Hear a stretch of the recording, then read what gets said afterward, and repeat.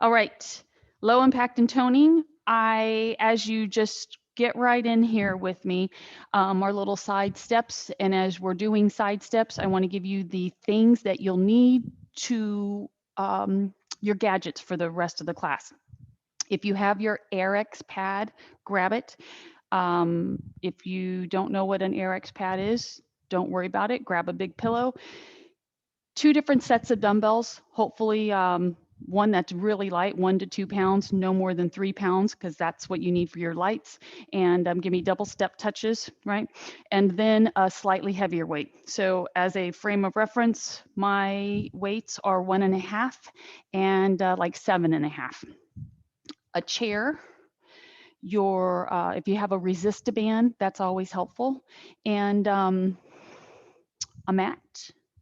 Even though I've got this nice carpet, there's something about when I put my mat down, it just frames out where I want my body to go. So you don't have to have a mat. You're going to do a little grapevine step now. Now, as I grapevine, I'm intentionally slowing my step down. If you want to maintain a slightly faster pattern, go ahead. I just want to make sure in the process of me kind of, coming across and getting, I just messed up that grapevine. In the process of me coming across and stepping behind, that I'm very specific about how I'm setting my foot down. And that's the funny thing. You might find, see what I'm doing here? It's like my brain is confused. This is not a grapevine. A grapevine is step, cross back, step, and close. But sometimes your body's momentum takes you in to like this other step on the end of it, and then you find that you're all whacked. So I'm going to do 4 more grapevines really clean, so you don't have to try to keep shuffling your feet to be in pattern with me, right? Take it to this last side. Give me back into your basic step touch. So to catch you up on the morning I've had, I went to bed at like 9 o'clock last night, like lights out at 9. Little tick tocks, tick tock. That might not seem odd, but I normally go to bed at 10. So for me to get to bed an hour earlier I felt like, I mean, one, I was really tired, but two, little push kickbacks. But two, I thought, oh, I'm going to just wake up bright-eyed and bushy-tail, and sure enough, I did, right? Back to side TikToks. And from here, do about 4 more, and then we're going to our giant leg raises, right? 4, 3, 2, power with the knees. So if you feel like you want to move faster, then you go ahead. I'm being very deliberate about my loading phase so that I don't have to think about it on one side, but this other side, I'm at that point of being 10 days post strain. And so I'm it's a very cautious time because I can take myself to the point where I regress my progress. And this is something really crucial for you all to know when you have setbacks is as you feel your body making positive progress towards rehab or just not feeling strain in an area, you're going to do repeating leg raises. Okay, repeat, let's do about 8. Sometimes at the first sign of being pain-free, you're like euphoric and you like charge right back into whatever it was you were doing before. That's probably 8, switch. I'm not going to go as high because I don't have as much control. So the higher the leg goes, the longer you spend on a load. So I'm just low leveling it. And so this is really important, just to not take yourself too far too soon post injury. Step touches. Here we go. So I wake up and I'm like feeling great. Come down, start brewing my coffee, setting out the vitamins. Give me your little heel tap. And I'm going to put the vitamin thing back in the cupboard. And I don't know how it happened. Somehow my hand hit this Nespresso machine, which just holds the coffee cup, right? Coffee, like, cup hits the counter, handle breaks off, coffee goes everywhere, back to knees up. And I had that thought, because now, mind you, we're like 10 minutes into waking up. I said, let let this not be the like forewarning of how my day's going to go. Okay. So a little bit of time goes by. I drop another couple of things. I'm like, what is going on? Like, I'm putting a little bit of sugar in my cup, and like, I missed the cup. So I had to start the process all over again, shake it out. So now I've broken a cup, coffee went everywhere, started another cup of coffee, put the sugar back in, spilled the sugar all over the counter. And so I was not discouraged. Back to step touches. We're just trying to warm the body up. Okay. So now, as you can get your arms, if your shoulders want to, if your shoulder doesn't want to, then just put your hands on your shoulders and just let your trunk have a little tip from side to side, so you feel like you're doing a little bit more than just moving your legs. Okay. You are going to go back into your double step touch. How to do it? Pick a side, double step touch. For me, when I double step touch, it feels natural to pump my arms like this, right? If you're trying to figure out what arm to put with a leg, then maybe your arms are doing this other tempo. Ready? But if you can, double time them. And maybe your double time needs to be to the front, because overhead presses don't work for your shoulders. Give me 4 more. So, because I'm not discouraged by these little things that present themselves to me every day, release and relax, I want you to grab your light set of dumbbells. We're going to go into external rotation. Okay. I then decide, it's such a beautiful morning. Why don't I go out to the boat and I'll set up the way I normally do, but I'll try to get a little bit of video run of these things that I do on the boat. Jen, you can appreciate this. What are you doing? This morning, because you guys, you have to realize that I think about the things I'm going to give you, right? So this morning, I'm standing in the bathroom and I'm doing something with my arms, and I'm like, okay, let's check out my form. Literally, I was drawing my shoulders down, turn my body to the side, and I wanted to see how far back my elbows were from my trunk line. And then when I got my elbows in line with my trunk, I wanted to see how much of like a swayed back I had. So glide your shoulders down, turn your palms up. Once you feel like you get this really good alignment of shoulder and elbow, right, and everything's pulled down, I then want you to take your middle body, pull yourself back and tuck your buns, like you're putting yourself against a wall. And as soon as you get your buns tucked enough, it will look like your back is like slab-like straight. So here you are. Your palms are up. The elbows are tucked right into the sides. Hopefully they're not back behind you, right? They're down and tucked. And we're just going to do about 15 of these. In the event this doesn't feel good to you to float them in and out, then you just hold them open and walk around your space. Okay, so we'll say that's 5.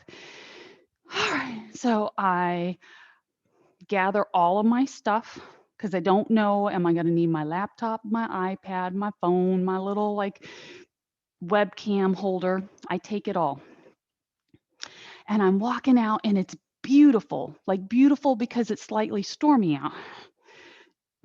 Never once did it cross my mind that it could start raining. I don't know anybody who's more in the moment than I am, really. So I'm having my moment, open up and hold, back to your giant leg raises. I get on the boat, which, surprised I didn't strain my knee because the boat was about like 3 feet away from the dock. Anyway, I set up on the front. I finally get the little webcam and the laptop going. I'm logged on and I log into Zoom. Your arms are in just static, okay? So you're in static external rotation. Now, can you take and just do your first set of 10 of these really light bicep curls? What's happening? You're releasing the curl as one leg comes up, curl when the other leg comes up, and trying really hard to not let your arms slide sloppily forward and back. From the shoulder to the elbow stays put. Your trunk has your depressed shoulders and slightly retracted position. If I've just thrown the arm movement off from what you were doing, don't worry about it. You got about 5 more. So what I'm trying to do is just capture. I've started a Zoom so that I can capture some video to create still shots. Okay, this is what I've taken to. And I thought, well, if I could get 4 or 5 or 6 shots of me doing different stuff on the bow, I can create my little video like I did last week. And this is something that I can do, release and relax. This is something that I can do that kind of turns into a marketable thing, because it's a little video that I can put together. Bring your chair into the equation. It's a little video that is less than 30 seconds, and I can post it on Facebook and Instagram, and it can be little segues of stuff into my YouTube channel. That's what my thought was. No sooner do I get everything set up, I've got my bands in hand, and I'm into my first pull. You know that movement that I do, you guys? It starts raining. And I don't mean like, oh, is it just going to sprinkle? Literally, it rains.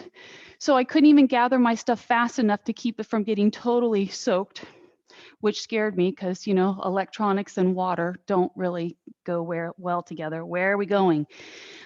Ah, one of my favorites. Get your body over your chair. Get it over the chair enough so that you don't feel like you have to work really hard to hold your legs up. You'll know as soon as you scoot forward and you hit the right spot and you go to lift your legs, you'll be like, okay, that doesn't feel so bad. I don't want you to have to work really hard because we're still in the warming process. So here we go. We're in our imaginary pool. Your chest, right? You don't want your head and chest to sink, so you can use your fingers and gently post up. Or if you don't want to help yourself that much, then take your hands, bring them back by the hips. Maybe you're able to slide them right behind the fanny, or you can put your palms turned in next to your thighs. Either way, I want you to feel like your upper back is, the shoulders are sliding back, and then your head, the neck needs to pull back without you tipping the head up. So your neck is long. And as easy as this initially seemed, you should be getting some firing all through the back body line. Okay, so here we go. 10 more strong kicks. So I had to pack everything up. And then I had to try to figure out how to get off the boat, because sometimes getting off the boat is actually harder than getting on. And so, so I came in, set the stuff up, walked away, power went off, and I thought it's going to be one of those days, release and relax. And then when Marlene told me that her power went off, I thought, great, I'm not going to be the only one having these complications today. But if I've just worked myself through my biggest challenges of today, then I feel like I'm already a winner. Can you C curve to S curve? Since we just did the flutter kicks, when you C curve, you might feel like all of that lumbar goes, oh, wow, that feels really good. Pull up to S, Draw the ribs down, pull the belly up into the body, initiating C curve so that you can rock back. Oh, pull up, S curve. Navel tips into the spine. Your whole tailbone, like that action through the pelvis, it should absolutely shift itself and go back. Something that might be happening to you. There are a handful of people that I know personally who find the shifting of the tailbone in this position hits that coccyx, and it's really sensitive. So if in your tipping and rocking, it's making you really uncomfortable, if you can settle into a position that just is your doable hold position, then you stay there, right? If not, we're going to do 5 more. Reach the arms out. You are in the beginning phase of identifying, oh, I'm working my abs. Pull the belly and look at your front body. Don't see. Here's the interesting thing. When you rock back and the intention is that you're doing phenomenal abdominal work, you shouldn't see that your belly is pushing out. Look at it while it's under load and draw it in without holding your breath. It is a learned position, and it is actually named the drawing in maneuver. So learn how to connect the pelvic floor, pelvic tilt, and the hunkered down ribs, eyes on your belly to make sure it's not pooching out. Suck that baby in, pull it up. Release, relax. If you have enough space, you might not need to move your chair, right? Putting your pillow down or your RX pad. I'm going to move mine back just because I know that it's really important right now that the feet be part of this visual. And why don't I do it from the side? Okay, y'all know that I don't recall doing this one last week for a particular reason, but today I want to lock into it. And when you, all we're doing is our little rock step, okay? So whether it's your pillow, this RX pad is just a great gadget because it has a nice firm density to it that even though there's some compression, it's dissimilar to how deep of a compression compared to a pillow. So I like to interchange them out so I'm not always training as stable. You want to make sure that you're picking the leg, exaggerate the leg pickup, right? The higher you lift this knee, even though it seems maybe silly to exaggerate it, it spins, keeps you for that moment extra hang time. And it's the hang time that most people fall out of their movement. So if you're finding this to be really easy, then you're going to try to stop when you're in your up on your pillow. And that will absolutely take you into a more focused position because you'll feel your ankles, you'll feel how much the knee has to help you, and you'll feel that you need to totally tighten up your butt cheek. Now, push back, switch legs. There will be none of me stopping on the top on this, right? I'm just going to try to get through it. Here we go. What I love about rehab and integrating rehab-based movements into our regular workout is sometimes we just go about our day and we don't actually think about which movements trigger can trigger pain.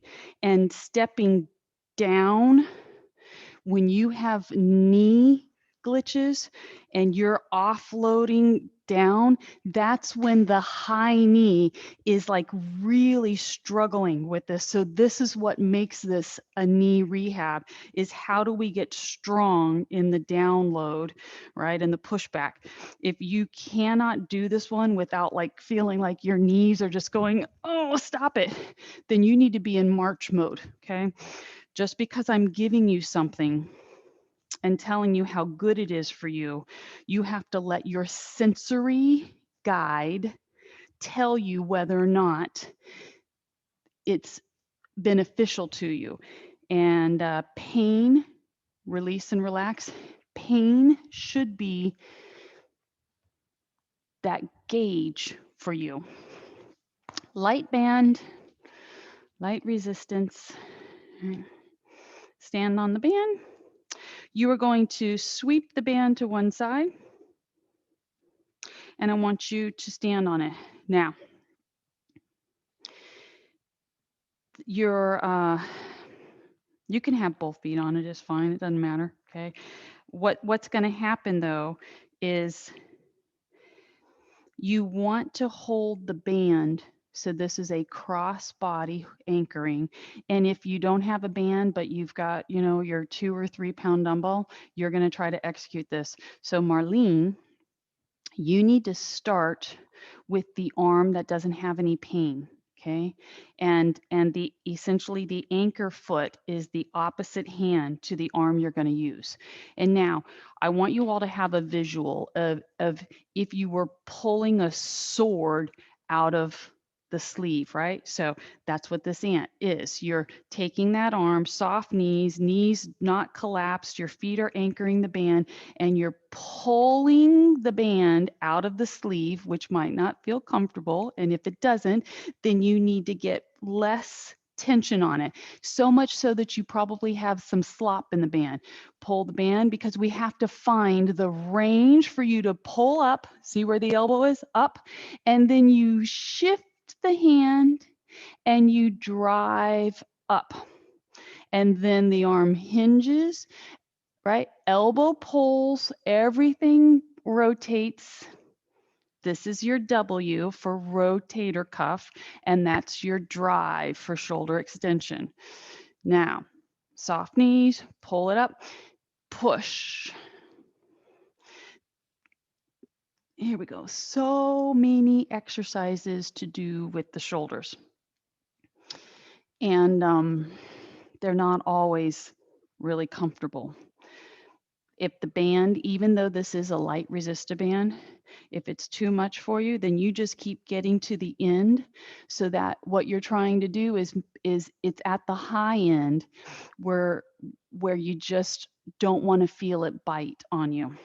And when you go to do the other arm, it might just be you trying to execute the movement minus the tension, right? So a huge fatigue should be settling into that shoulder, and that was at least 12. Release and relax, other side. So sweep it the other way. All right. The important thing to remember, oops, sorry. You want, I don't know why I did that wrong. It's because I put it in the wrong hand. It's the opposite leg. Think about that leg being the anchor foot to your band, right? So you've switched the arm. Sometimes when I watch people do this, I'm going to give you a variation here.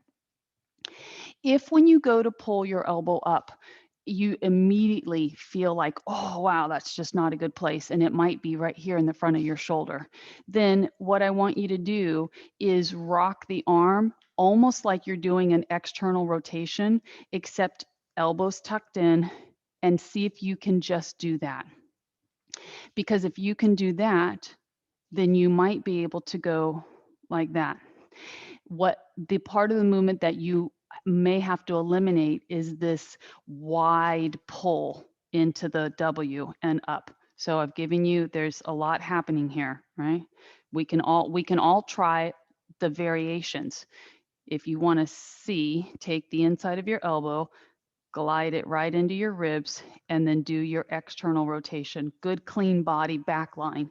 And then you go push the heel of your hand out. Now, stop.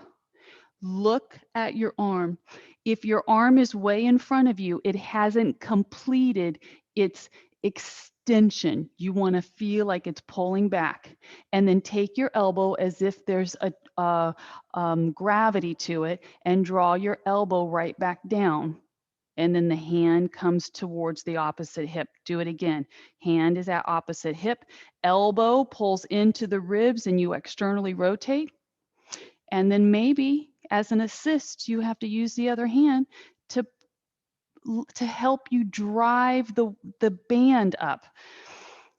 As a trainer, we just learn lots of ways to teach you assist. And sometimes it's not even that we're teaching you the assist. We're just generally creating the assist for you so that as a trainer, my eye is honed in. I'm going to go back to the traditional movement. As a trainer, what my eye naturally spots is where the person, the trainee, where their movement is having a breakdown. And I step right in and I facilitate at that point to get beyond the stick point so that the movement can be completed. You don't have me sitting there in front of you, so you got about 2 more. So if you have strain, use the other hand to help pull the band up and then see if you can get the arm rocked. And then extend. Maybe it's too much. This is your last one. This is the good test. If you can move your arm through this range of motion without pain, then chances are you can add a little bit of weight to it. That was at least 10 to 12. Back to your pillow. Why do we have so many issues with our shoulders? Do you want to gander a guess? This little thing called posture. I'm exaggerating because if your shoulders were that far rolled and your hands were sitting like this, I call these ape arms, okay? If you constantly find your hands like this with the backs of your hands facing forward, that is all you need to know, that the front head of your shoulder is collapsing. And that just means tight muscles. So if that's where you start your movements from, no wonder why every time you pick your elbow up, you have pinching. Open up, and then this other little connection between the tricep and the lat. Why do we have so many shoulder issues? Because we have so many tight muscles through the neck and the pec wall. All of this stuff connects. This is your junction box. This is a junction box. I call them that. Hip junction box, shoulder junction box. And all of this stuff connects. All of the muscles from your fingers all the way to the shoulder they're all interconnected, chest to shoulder. Where are we? We're back on our pillow. If you need to stand in the middle of your pillow, because that's where you're going to have the best central position on the AirX pad, I can stand on the edge. Can you take your foot that's on the pillow, right? Make sure the toes are pointed forward, soften that knee. And then can you take the other leg, get it off the floor, and just hold? Now, I'm going to create some movement in this knee so that you can see your knee may be like doing this. Your leg might be trying to figure out how do I stabilize, and it's actually starting at your ankle.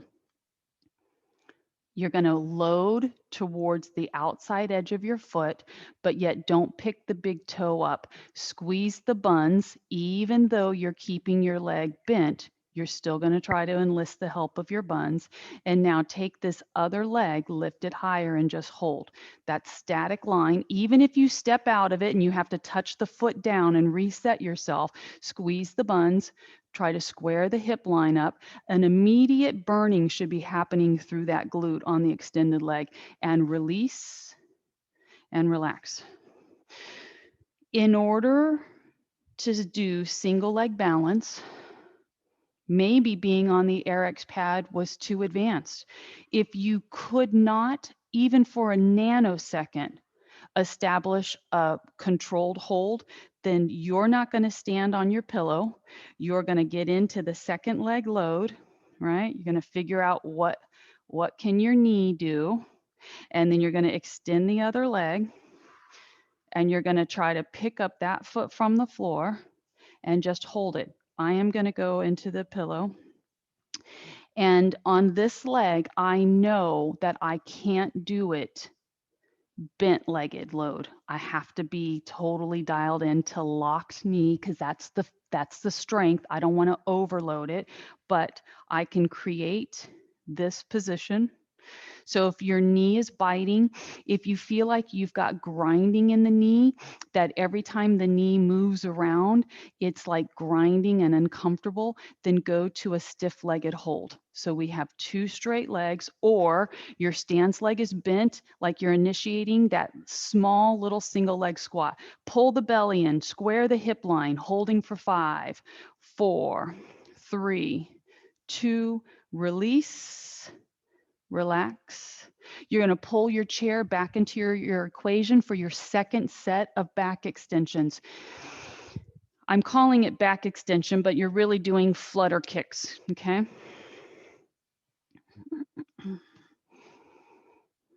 All right.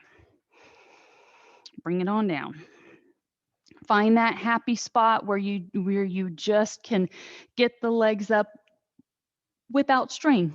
Point the toes, right? Fire up the derriere. Use your fingers on the floor, right? Without the fingers, sometimes you pull up a little too high and that's where the strain is.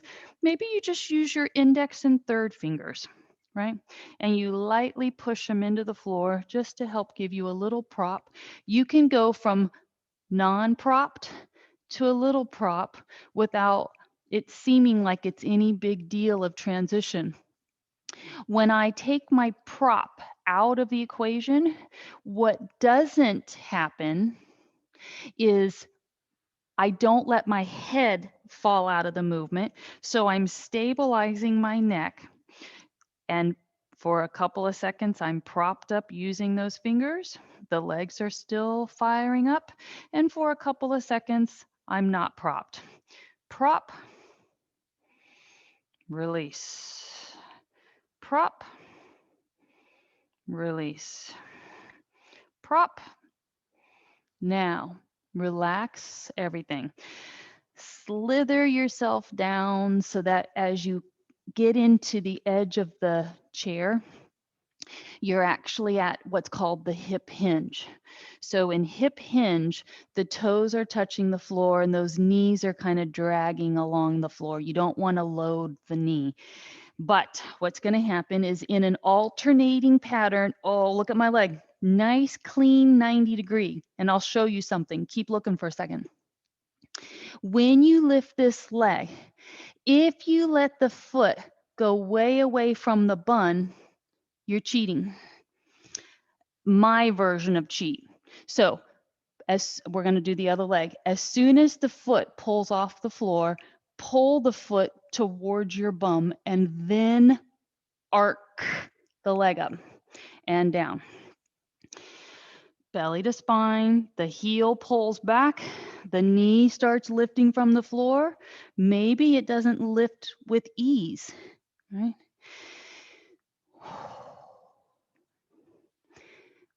So often when I have us do our hip extensions, this is what you're doing.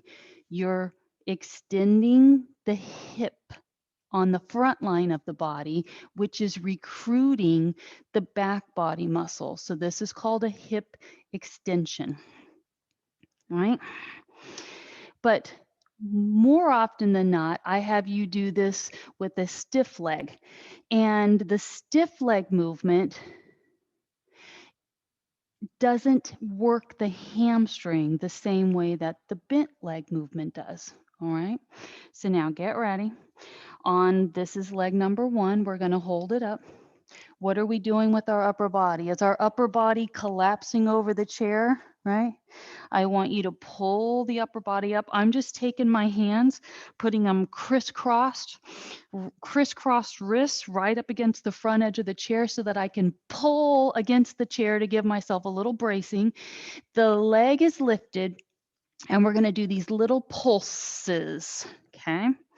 And when the leg pushes up, try not to let the foot push away from the bum. Pull the heel closer to you, right? 4 more. 4, 3. Keep pulling your arms against the chair to help the body stay rigid and down. Relax everything for a moment. When you pull the arms down and let the weight come out of the weight of the legs pull the stretch, you might feel like your low back is just going, wow, like that's really intense. Intense stretch in a good way. Okay. Ready? Leg number 2. Get back into your braced position. If you want to try my version, crisscross wrists. Pull the wrists and hands right up into the frame of the chair, which is going to allow the inside of your arm, right, to pull against the chair. And that's your tension line. Okay, leg number 2 is tightly bent. Rock it up. Oof. Your lift can be restricted by the tight hip flexor and quad. So as you go to lift your leg, if you're like, why can't I get my knee any higher than that? It has everything to do with the flexibility of the front body line. Okay, so here's where we slow it down. So as you're lifting it, you're slowing so that you can go, okay, my hips are squared, my buns are tight. I'm trying to really push the knee from the floor. And then you'll feel that hamstring fire up. The neck is long. This is a funny one because in exercise class, back in the day, we would be on hands and knees, okay? And here's what we would do, right? We would just pump that leg up, and generally the back would collapse, right? But now I'm asking you to go really slow, so slow that when you hit the stop point on the up, you push up just a little bit higher. Wow, release, do one more. Try that.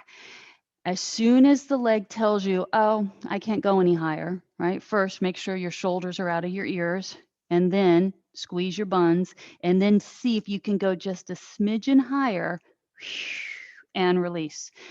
Relax. Let the weight of the upper body relax so that you can get that stretch through the lumbar. Okay, easy does it. Pull your arms under you. Use your strong shoulders, elbows. Push up away from that chair. Take your time. When you come out of this, you should feel, okay, when you pump an area and you do repetitions on a particular muscle, what happens is blood flows and goes right into that area. More so than if we were just standing here doing nothing. So when you come out of a movement like that, you should feel those muscles. And what that feeling is a massive amount of blood flow to that area. So don't be scared. You haven't done anything wrong to yourself. Move your chair out of the way. Should we try hula hoops today? I say, why not? Tomorrow I'm going to have the show and tell of how good my little plant is doing. I almost brought it down today, but last night before I went to bed, I'm going to get back to I don't want to have to work too hard for the hula today, so I'm going to go back to the hula that that I have a better track record with. If you don't have your hula, don't worry about it. Just march around your place, right? Ooh. Jen, maybe your weighted hula wasn't handy and you had to go get it out of the closet. I don't know. It's been a long time since we hulaed. So here's the funny thing. Intentionally, I'm trying to keep weight kind of off of this leg. And so that's why my, you're probably not even focusing on me, and which is great. But if you have your hula, then you're doing your best you can. If you don't have your hula, then I want you to try to put your legs together, soften the knees just a little bit, and I want you to make your hips draw circles, right? And as your hips are drawing circles, your arms, I want you to imagine that you have a hula. And so your arms can't be hanging by the side unless you were really skilled and could hula hoop with your arms inside the hula. I can't do that yet. She used to have us do a drill, other direction. So the hula lady would teach us this timing thing that obviously I never could really get, but you learn when to put your hand down through the hoop, and this is how you start teaching yourself how to do arms inside the hoop. Oh, that one was good, but it happened so fast that, oh, that one was good. I can only do it with one hand. That was wrong. Release and relax. That had to have been at least 30 seconds. Okay. I'm going to try to jump rope today too. So, which is going to happen right now. If you don't have a hula, you don't have a jump rope, maybe you could get your feet into some little springs and you could do some tap outs. This is a little too aggressive for me, right? This is fine, right? So, but how is it that the tap out is more aggressive than me getting ready to try the jump rope? I've not picked up the jump rope in several weeks. So the reason why it's more aggressive, right? So what are you doing? Are you like jogging around your place? Are you taking a break, grabbing a drink of water? I don't know. The reason why the little bounce tap outs is more aggressive than the jump rope is because it's a lateral line, and that's the angle that doesn't work for me, right? So me coming up and down like this, I can control to single leg, so I don't even have to load the other foot. And we're going to do 10, 9, 8, 7, 6, 5, 4, 3, 2, and 1. Am I a believer to work around an injury? Absolutely. This is what I'm showing you all. You know, did I need to tell you that I had strained my knee? I don't think so. I don't think that the last weeks of classes, how we say 4 or 5 classes, even though, okay, I willingly shared with you that I had a little knee glitch. But if I hadn't shared that with you and I had just gone about teaching class and not bringing any attention to why I'm modifying, it probably wouldn't even been on your radar. I shared it with you as a way of helping to enforce, right, my position on training through glitches, because so often our injuries are isolated to just one spot on our body. Where are we going? Look down at your feet. They're hip width apart. Try not to let the big toes offload. So with the knees staying soft, you're sliding down. Have we done enough for our back muscles? Probably. But we're only going to do about 8 to 10. So as you come down, stop. I want you to feel your chest pull up away from the floor. If you caught yourself looking up and forward, release the neck into its good line, pull yourself up. When you get tall, move the arms to the side of your body, tuck the buns, squeeze the buns, soften the knees before you initiate the down. Down you go. How low can you go? It all is determined by how flat you're able to keep your spine, right? Pull up. Deeper isn't better unless you've mastered your weight through your feet so that the toes, the big toe doesn't leave the floor.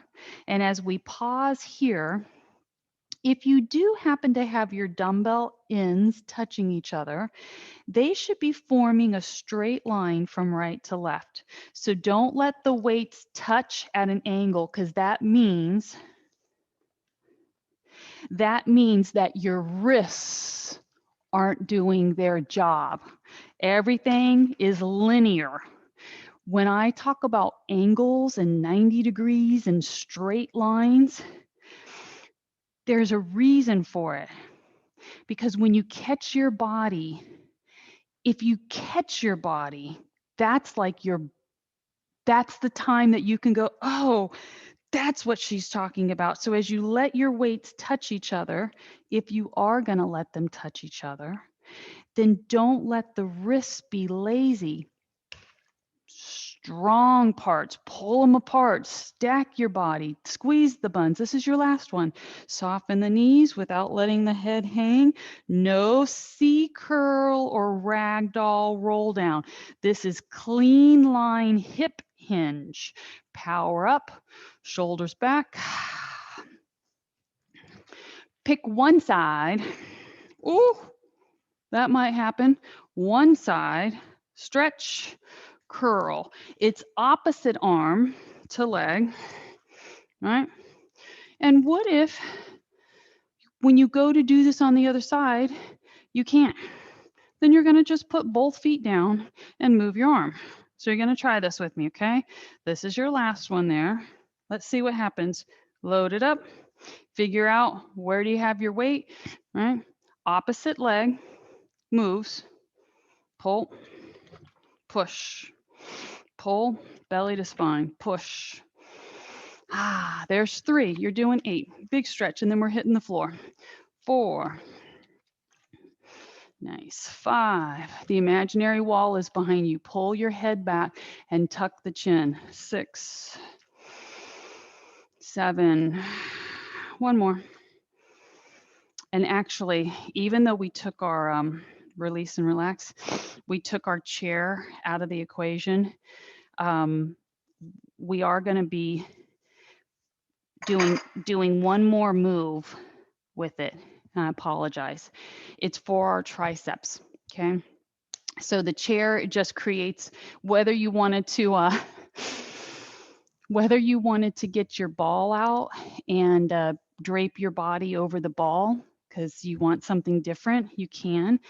But I'm going to take my lightweight, one of them, and I'm going to put my body back into that back extension position that we've been in, which is just supported. The legs, so get yourself far enough forward so that you don't have to overwork, right? You got one hand on the floor using, I'll call it spider tip fingers, right? So that you're not going to flat load the palm. You're just going to use the very tip of your fingers to help you maintain your prop. Shoulders out of the ears. This tricep arm is the outside arm, right? And here we go. The legs are reaching nice and long. If they want to hang, you'll know it. If you don't want to incorporate your legs, then you're just going to scoot yourself back, right? Just a little bit. But if you can keep the legs up and your hand assisting the prop, then you're into your tricep kickback. You'll know that when you're using the correct amount of prop up position and the right muscles, you'll know it because your chest won't be pressing against the edge of your chair and your upper body won't be downcast. So you want to feel yourself get into this plane. See how the head, the shoulders, the hips, the feet, the working arm are all on the same plane, parallel to the floor. Very important. Inhale, exhale. 4 more. Squeeze your buns tighter. Inhale, exhale 3. Oh man, the weight you're holding, hold it firmly all the way to the pinky, right? Inhale, exhale, push and hold, push and hold, push and hold, release. Shimmy yourself back. Because unless you're just on a little stool, you probably have to turn yourself all the way around. If you're on your ball, then your feet should have been on the floor. And I'm happy to, I can demonstrate this on the ball, right? So some of you have a ball. The only thing about the ball, I think we'll be able to get this in the shot. So once I commit to the ball, I'm going to stay on the ball, right? So my feet are not going to be off the floor because then that would be too much work for my arm. But what I am going to do is straighten my legs, separate my feet, press the hip bones into the ball so that I'm in pelvic tilt. I still have my spider tip fingers in that support mode. So since my feet are not on the floor, my body is on a diagonal line from the back of my head to the heels, right, is a nice firm diagonal line. Shoulders out of the ears. I'm gripping my dumbbell really firm all the way to my pinky. I'm pinching my buns as tight as I can, right? If I had shoes on or I was on my mat, I wouldn't be sliding on the ball. So I'm working a little bit harder to stay placed because of the carpet, right? So because I don't actually need this other hand on the ball, or excuse me, on the floor, I know that I can wrap my arm around the ball and post myself up. So if you're here with me experimenting with the ball, then you're just wrapping that hand around the front of your ball to help get the chest up, and you're squeezing your derriere. You got about 5 more. Push 5. Inhale on the bend. Push 4. We don't always have to make things easy, right? 3. So the weight is light, which makes the movement easy. 2 more. It's the rest of the setup that's the challenge. And relax. All right. Gliding out. You are done with your chair. Grab your towel. Doesn't hurt to have your towel to be able to be used as a pillow, or if you want your pillow, then just grab that. I'm going to take this last little swig of my vinegar water.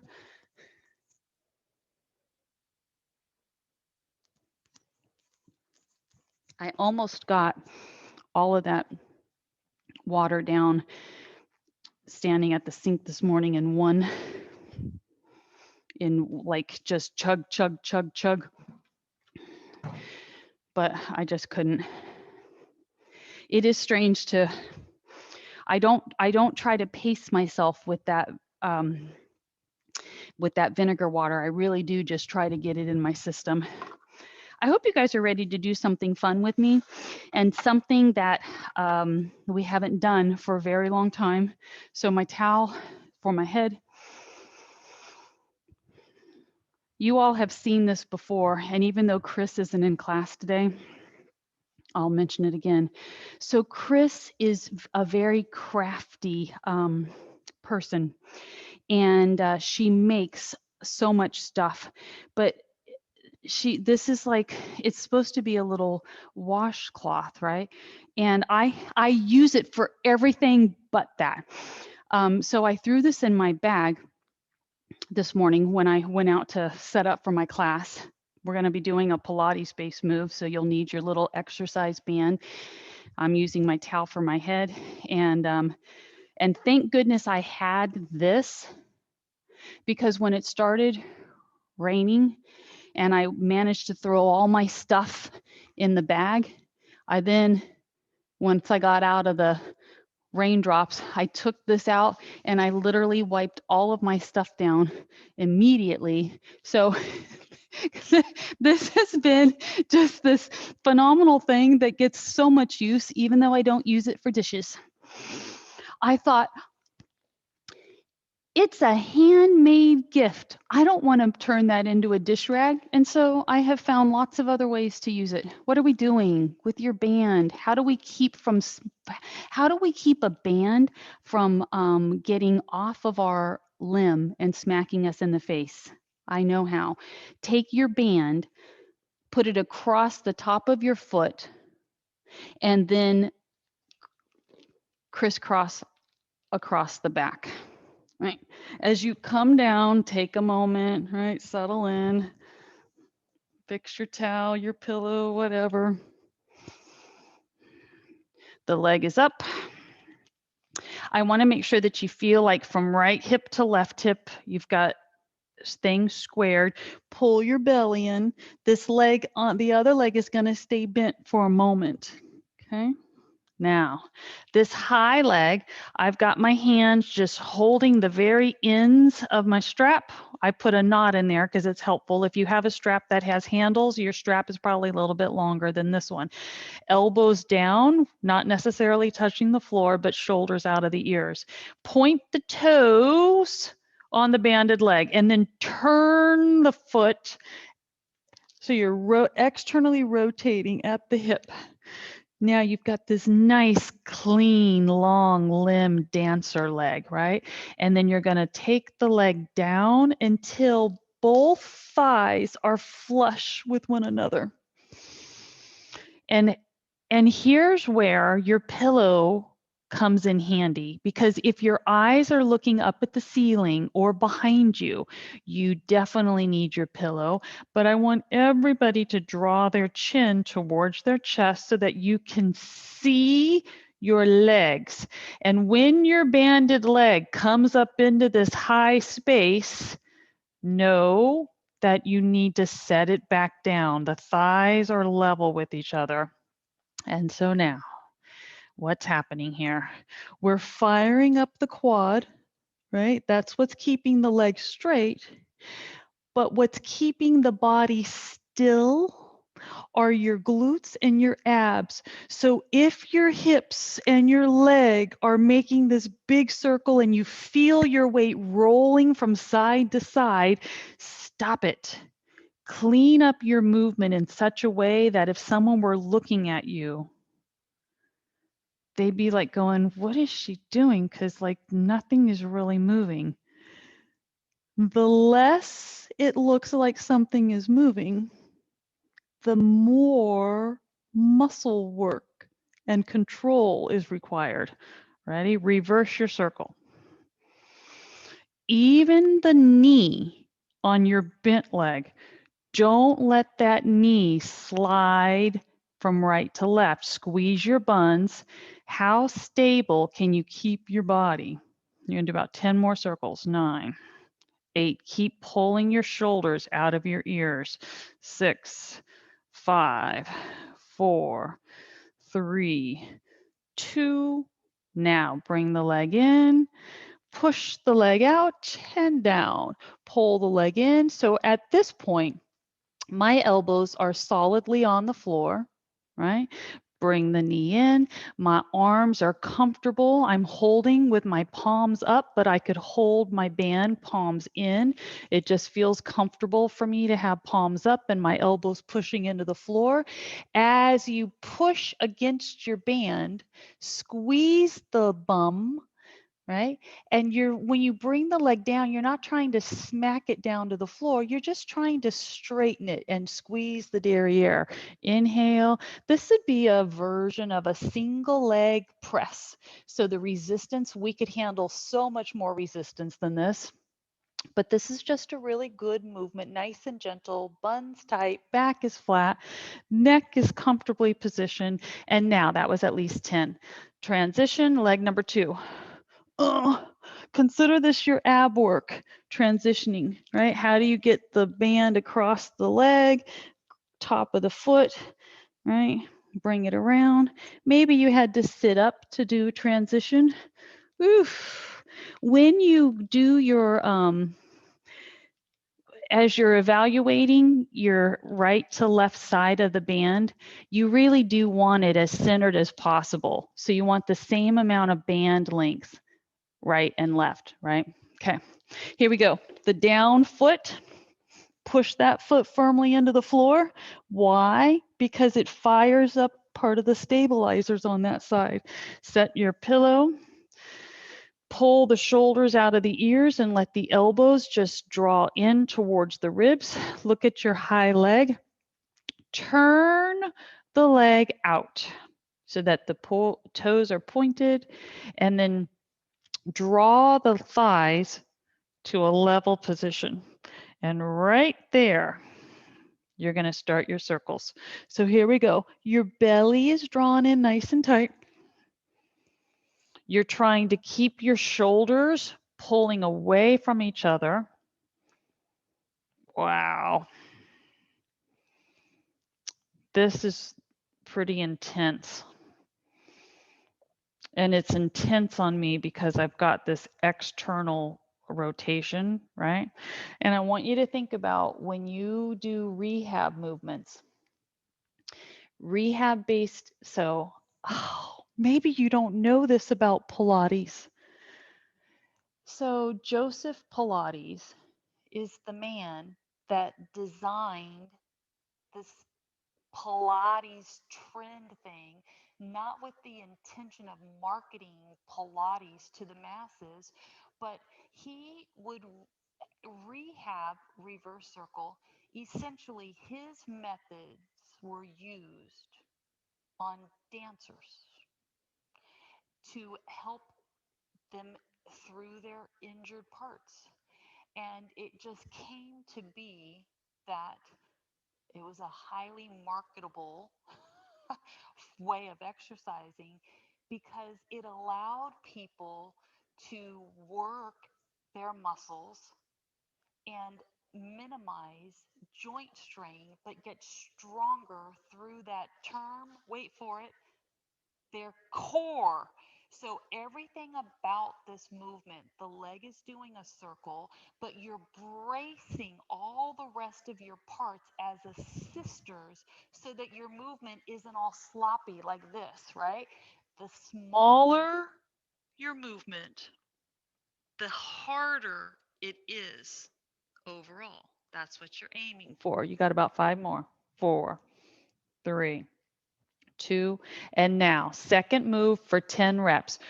Bend the leg, push the leg, and glide it down. Inhale on bend, exhale push.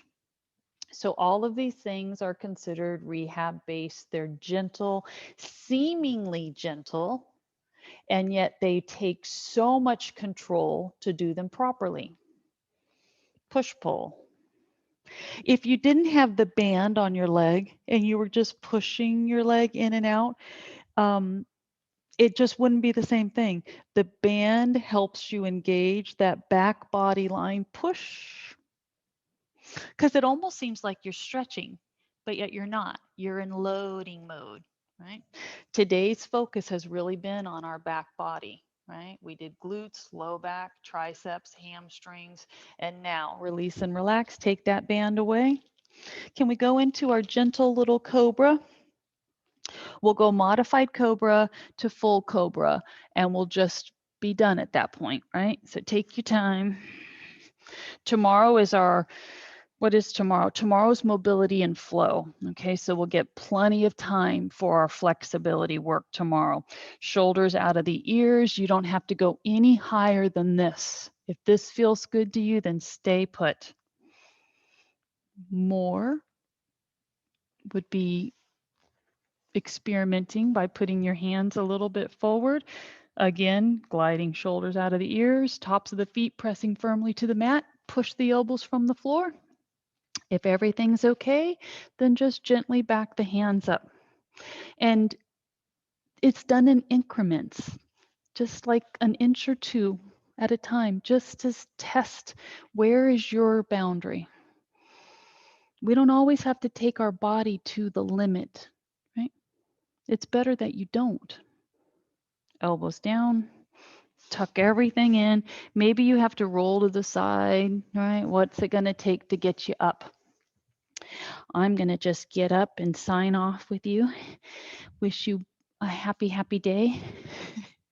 And now that explains why I'm in my beach clothes, because I thought I was going to be doing part of my workout from the boat.